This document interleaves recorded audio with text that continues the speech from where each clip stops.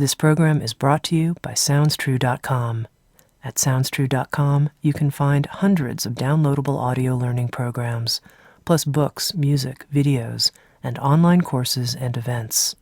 At SoundsTrue.com, we think of ourselves as a trusted partner on the spiritual journey, offering diverse, in-depth, and life-changing wisdom.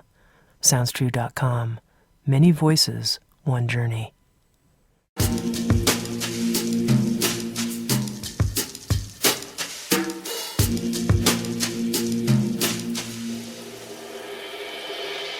You're listening to Insights at the Edge. Today my guest is Dr. Friedemann Schaub. Friedemann is a physician specializing in cardiology and molecular biology who has helped thousands of people with his breakthrough and empowerment program that combines his medical expertise with NLP, timeline therapy, clinical hypnotherapy, and more. With Sounds True, Friedemann has written a new book called The Fear and Anxiety Solution, a breakthrough process for healing and empowerment with your subconscious mind. He's also created a 4-session audio series where he leads listeners in guided practices for tapping the power of the subconscious mind. In this episode of Insights at the Edge, Friedemann and I spoke about how to develop a language such that the subconscious and the conscious mind can work in collaboration. We also talked about the 3 root causes of anxiety, and Friedemann led us through a process he's developed for resolving emotional wounds, a process called the pattern resolution process. Here's my conversation with a new Sounds True author that I feel so excited to work with, Dr. Friedemann Schaub.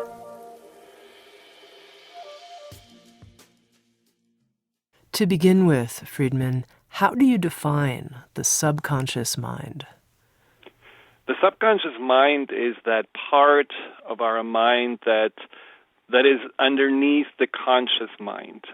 Like someone compared it with an iceberg, the conscious mind being that visible part, that what we usually identify our brain, our intellect, our analytical capacities, they are all connected to the conscious mind. The subconscious is that's underneath the surface. That's the place where usually our memories reside, where our emotions come from. It's a place where we store those habitual patterns and strategies that we just do without even thinking about it. The subconscious is also responsible for the function of our physical body. You don't really think consciously how to breathe, or the digestive system doesn't really have a conscious control. But your subconscious keeps a watchful eye over everything that happens on a physical level as well and makes adjustments accordingly. So in many ways, the subconscious is that part of our consciousness that takes care of about 80 to 90% of our daily activities. And for me, it appears that in order to really make that part of our mind work for us, we need to be more aware of it, and also to be able to consciously guide it, direct it, and give it the input it needs for us to really do what it needs to do in the most beneficial way. Well, part of the reason that I'm so excited to talk with you is that I've long held the belief that it's our subconscious that has a lot more to do with whatever we're experiencing in life than our conscious mind. So often people say, well, I'm engaging in, conscious business or conscious relationships, conscious this or that. And I think, yeah, but it's your subconscious that's really running your business or really running your relationship life. And I wonder what you think about that idea. I absolutely agree, and the subconscious is like a faithful servant. So if, for example, let's say the emotions come from the subconscious mind, then how you know that? Well, you don't necessarily wake up in the morning and decide, I'm going to feel grumpy, or I'm going to feel excited, or I'm really sad and depressed. It just happens, and I can explain later on more how we actually create those emotions, but the subconscious creates them. And so whatever you do during the day will be basically based upon that set point of your subconscious emotional patterns on that day. So if you feel really motivated, you're going to go about business with all the enthusiasm that you need. If you feel grumpy, everything going to be somewhat frustrating. If you feel depressed, you probably feel like sitting on the desk and do nothing. So the subconscious, and especially these emotions that come from it, play a huge role in how we go about life and also play a huge role in how we are experiencing life.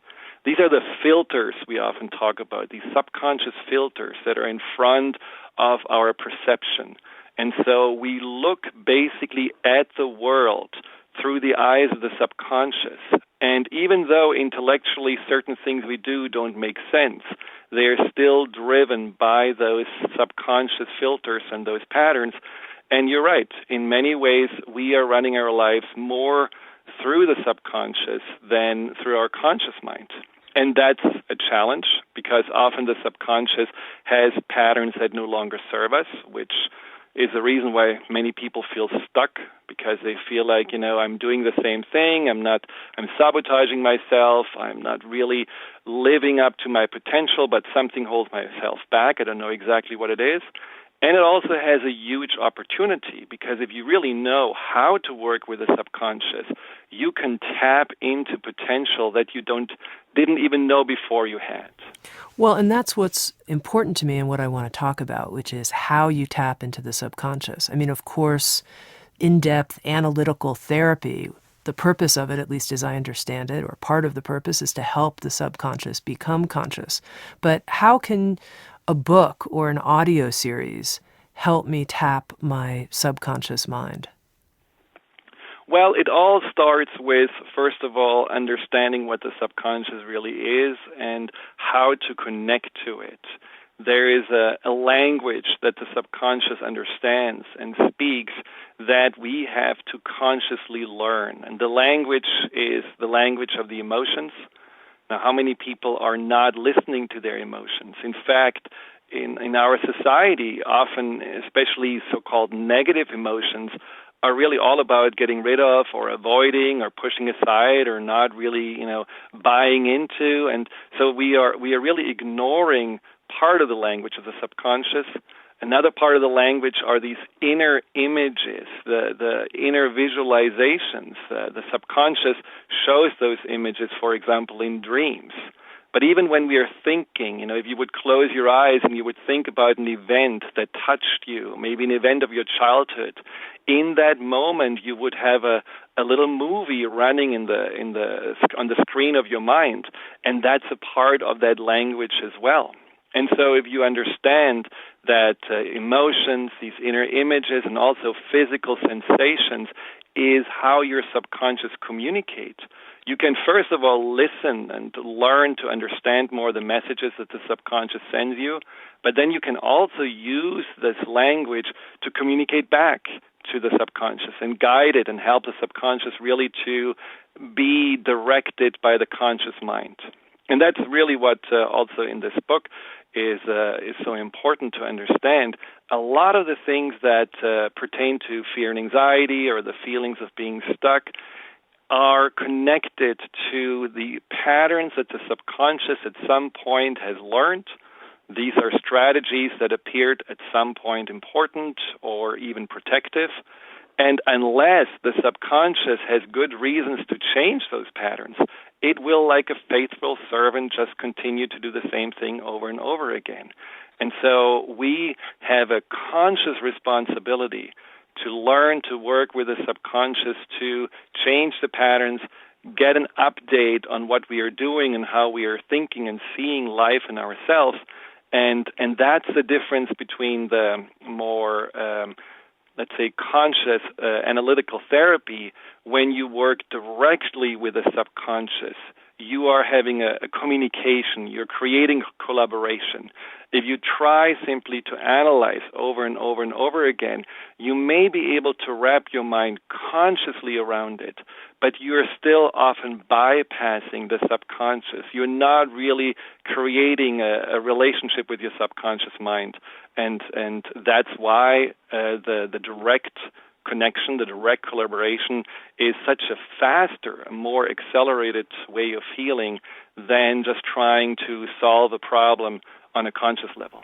Okay, so let's talk more about this direct collaboration. I think I was mostly with you when you were talking about how the subconscious speaks to me. I didn't follow, though, how I'm going to communicate back to the subconscious. Can you go over that again with me? Absolutely. So let's say, for example, you have anxiety. Let's just choose that, for example. It's true, Exactly. but I also think it's a very important topic for so many people. Right. So let's say you are anxious and you are, going to work, and you're expecting to, when you go to work, you have a presentation to give, it's Monday morning, and you're expecting in that moment to freeze, and everybody going to stare at you, and everybody going to just, shake their heads in disbelief, your boss going to frown. All those kind of thoughts may go through your mind. Now, you are aware of the anxiety. That's the subconscious message that you're getting. Consciously, you're saying, "Oh, I have anxiety. Oh God, what's going to happen?" But you're often not aware of what the subconscious does to create the anxiety, like running this movie, having this horror scenario all laid out. Now, this is where you listen, and this is where you can learn to understand better. Okay, this is how the subconscious perceives the future. And what you can do, as a simple example, is to direct the subconscious into what you want the subconscious to experience instead, what you want to have the subconscious look at instead. So you could, for example, sit down and create a scenario inside of you that would show all smiling faces, thumbs up, you are in the groove, in the zone while you're giving this talk, and everybody is completely happy and you feel confident and empowered while giving this talk. In that moment, by doing so, you are, for lack of a better word, programming your subconscious to look for opportunities to do that, rather than just falling into the pattern of, fear and wanting to hide out and becoming invisible because maybe you get judged. All those patterns that may have been deeply ingrained inside of you. Now, this is only an example of what conscious-subconscious collaboration can look like. Now, the amazing thing about it is that if you do this over and over again, not necessarily for a long time, but just if you guide your subconscious consistently towards what you want, your subconscious actually sees itself now as having a choice. I don't have to go down the road of feeling anxiety. I can actually see that there is another path, and that path leads to greater happiness, to greater joy. See, the subconscious has two prime directives, two major goals for us. One is to protect us, and the other one is to make us happy. And so if the protection is the predominant focus, then the anxiety pattern, which often is a protective pattern, protecting you from shame, protecting you from getting hurt or rejected, that's all the subconscious is focusing on. But if you tell your subconscious, I want to also be happy, and this is what happiness looks like, your subconscious is changing its focus at least partially to the happiness as well, and the anxiety will be much less predominant as before. So I'm sending these images of being calm and relaxed and doing the presentation and everything going great.